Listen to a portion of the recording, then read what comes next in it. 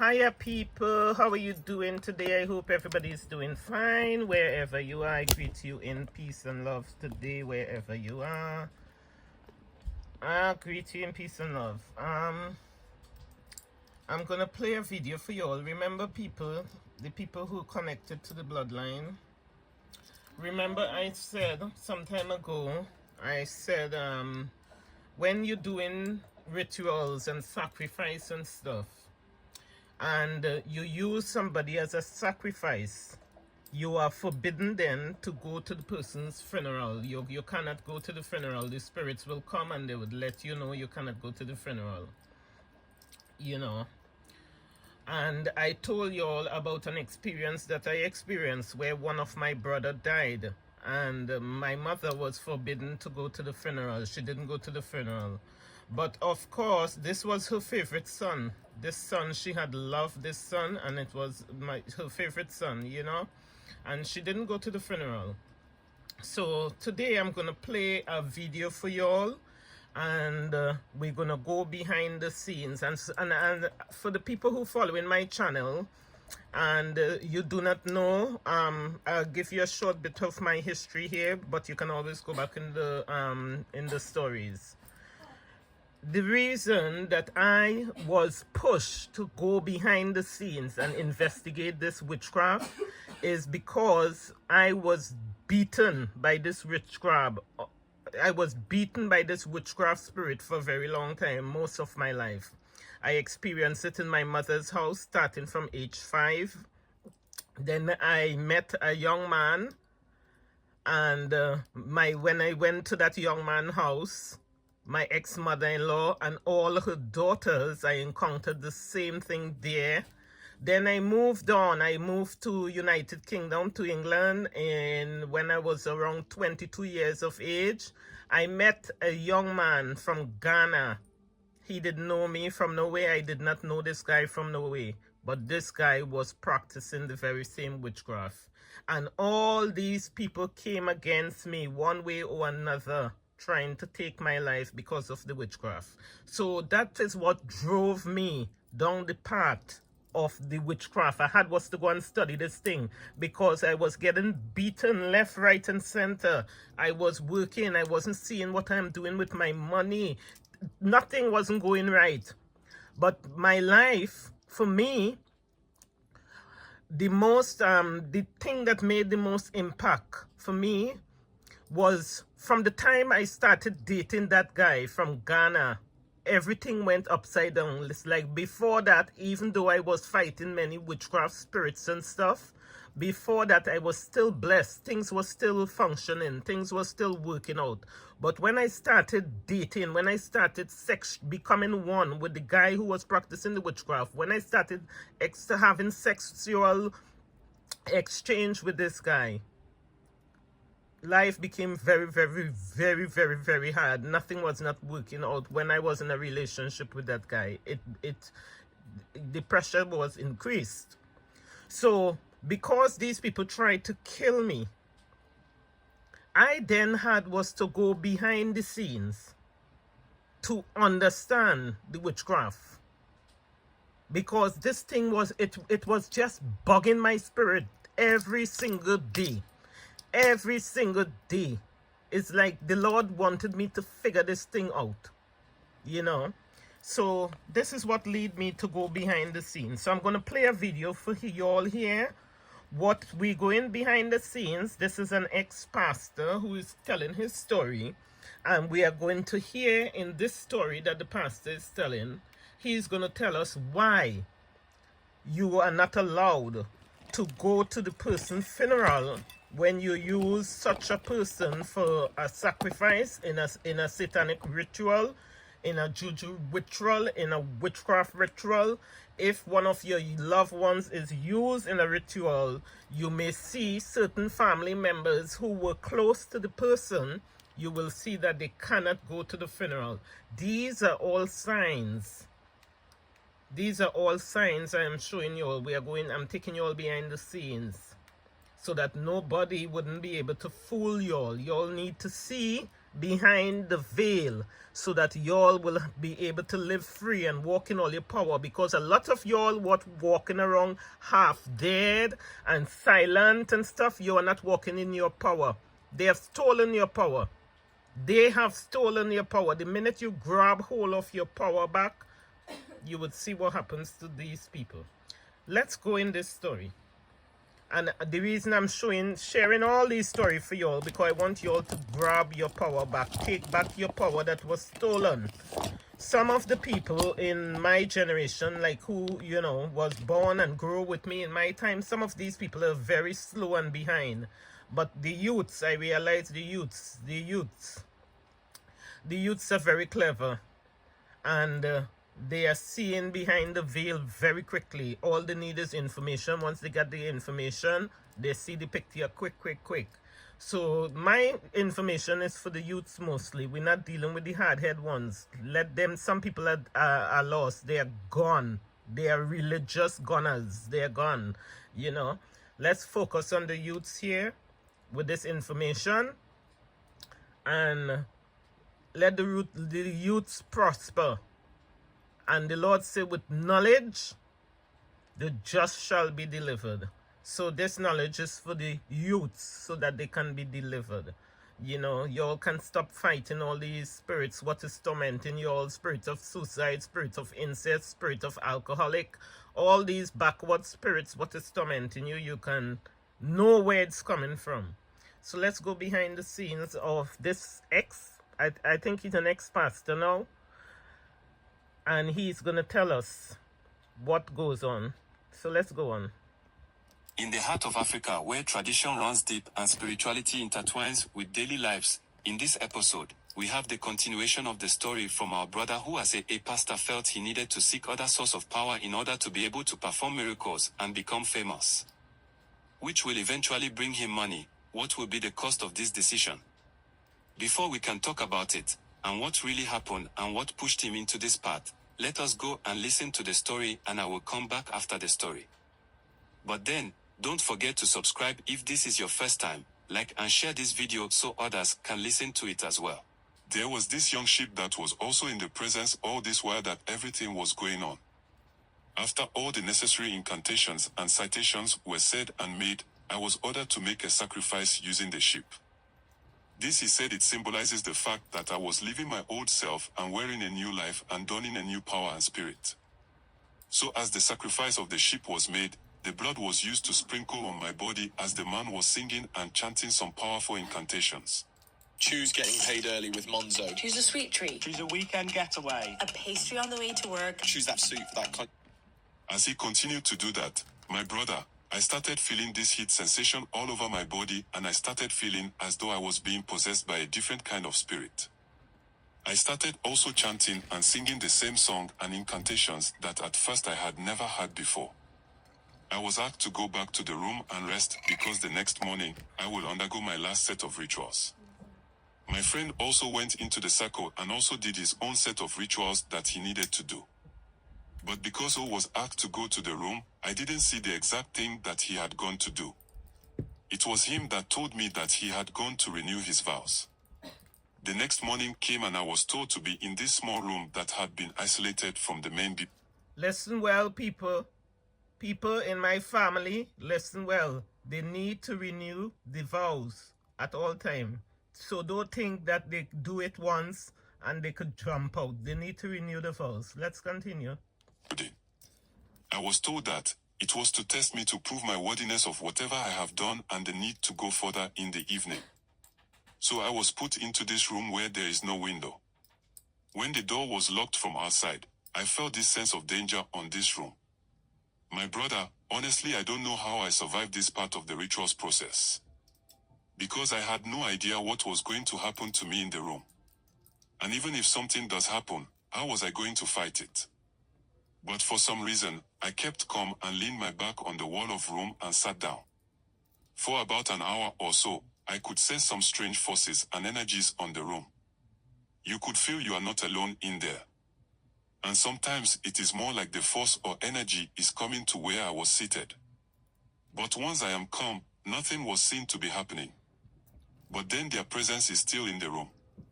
I needed to battle these energies mentally and emotionally to prove how resilient I am. After about some time, the door was open and I was asked to come out of the room. The man then gave me some water that was mixed with some herbs to drink. After I did drink the water, I was told that it was left with the last piece of ritual, and that one will be done at night. So my friend was done with his renewal like he had told me, and he was only waiting for me to be through with my own. The time came and we went back to where I had done my first ritual.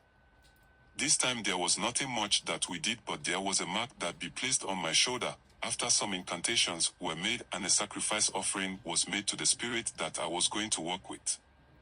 This mark he put on my shoulder did signify that I was a member of the cult, and that this mark served as my source of power and the reminder of the pact that I have with the shadows.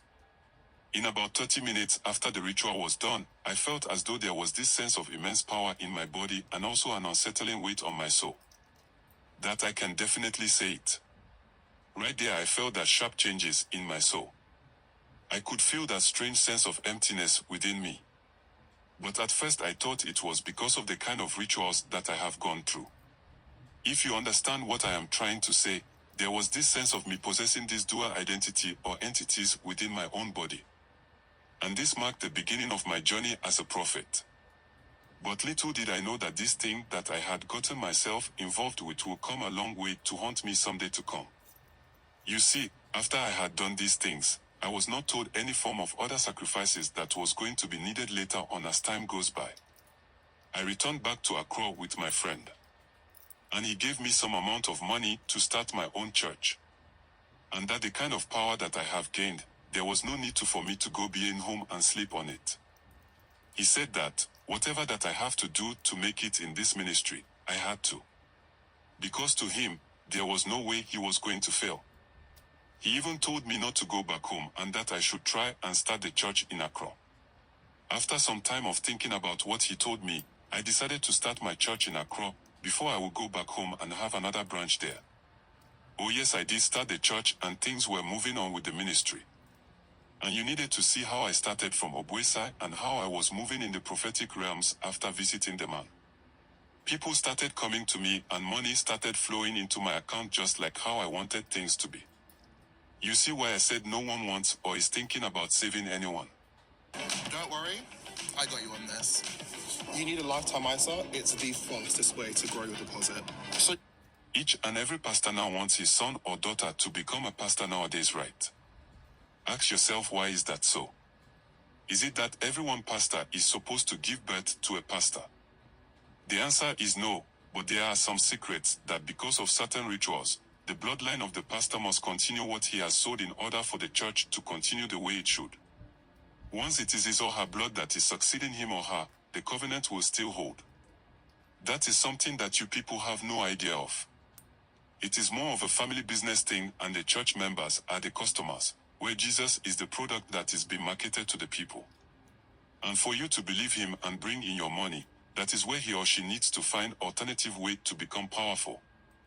Because he knows deep within himself that, for what it takes to attain the real genuine power of the Most High, they don't have that.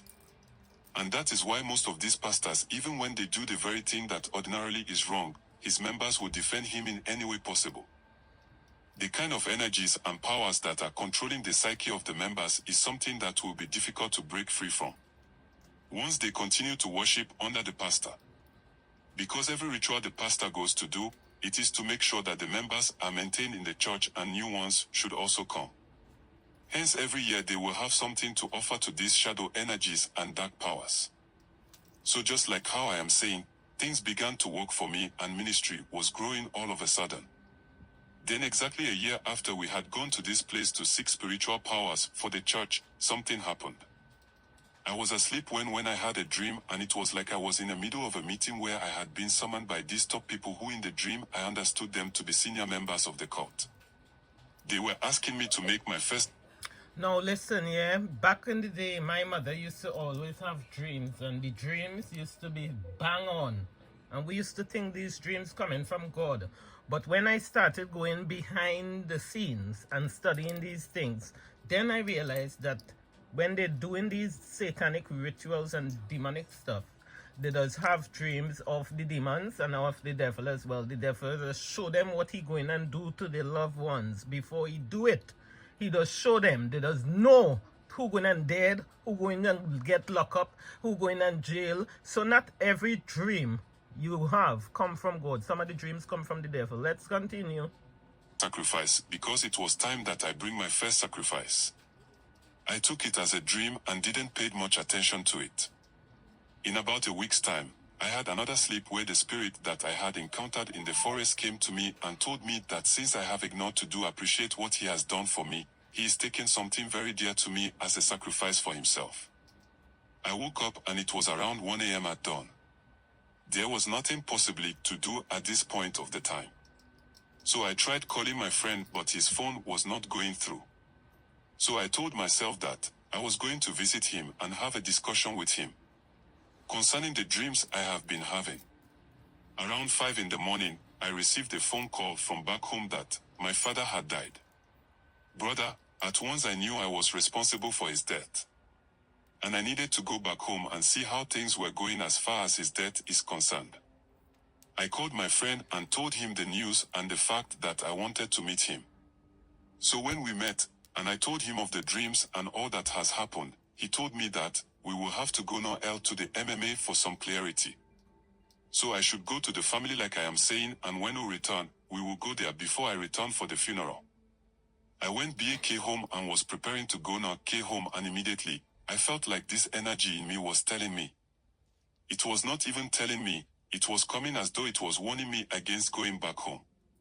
After some time, I felt really weak and decided to rest, and in my sleep the spirit came to me and told me that if I disobey it and goes to the funeral or be a part of any of the preparations, I will have myself to be blamed. I told my friend about what the spirit has told me, and he said if that is the case, then I don't have to disobey the spirit so that it will not bring a different issue altogether for me. It was some form of a good advice. But how was I going to be absent from his 1 week and then be also absent from his funeral rites? It sounded impossible for me. So I told my friend we should gonna Kate to the... Let's see. It is forbidden. So when we went to the man, he also told me the exact thing the spirit told me. Because it was the spirit that took his life, that is why it is prevents me from going to mourn. Because children of the spirit of the shadow does not mourn a dead person. What was people going to say about me? That my father died and I couldn't even be a part of his funeral, meanwhile I am in this country. So what happened was that I made arrangements and traveled out of the country, and That was it. My mother, her son, her last born son that she loved, died, took suicide, and she couldn't go to the funeral. It is not because she couldn't bear it. She was forbidden. She was forbidden from going because of spiritual reasons.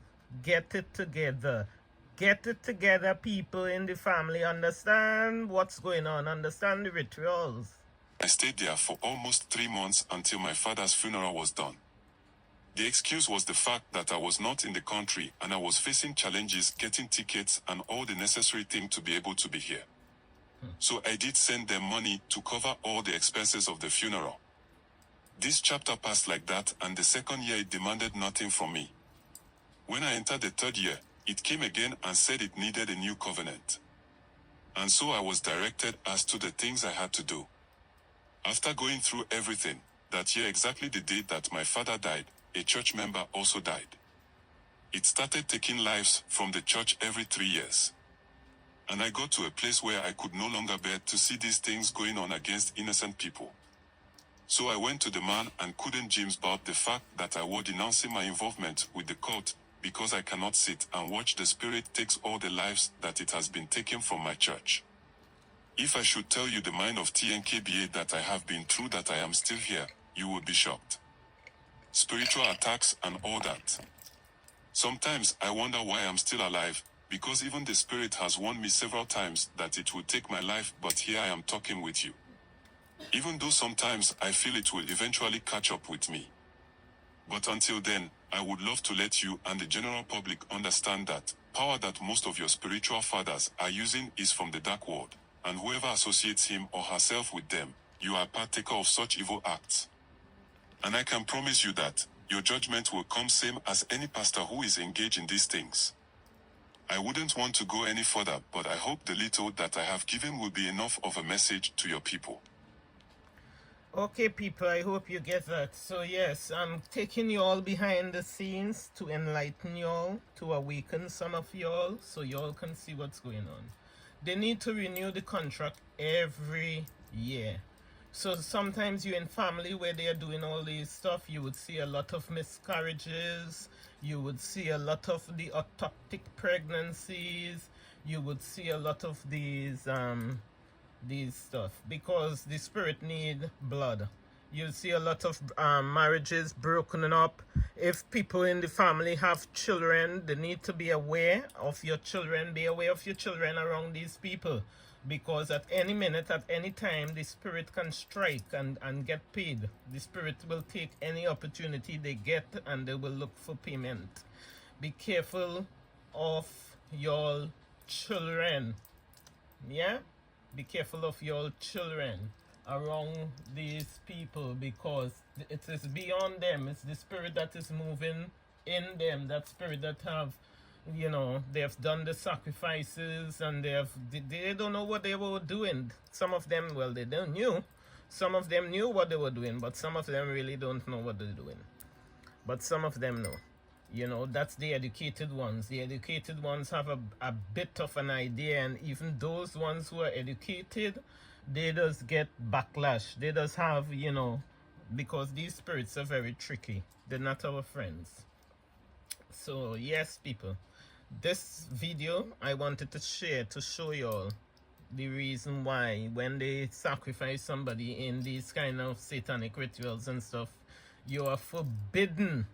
You cannot, once it's a sacrifice to the spirits, the evil spirits, you cannot go to the person's funeral, even if it was your mother, your father, your child. You got to make an excuse and get yourself away from that funeral. Okay? So I will keep bringing up the information. The information is to make you all aware. Awareness is good, you know, to awaken you all, because I used to be like y'all, walking around like a half dead, because you are controlled by the witchcraft. We have eaten too many of their food.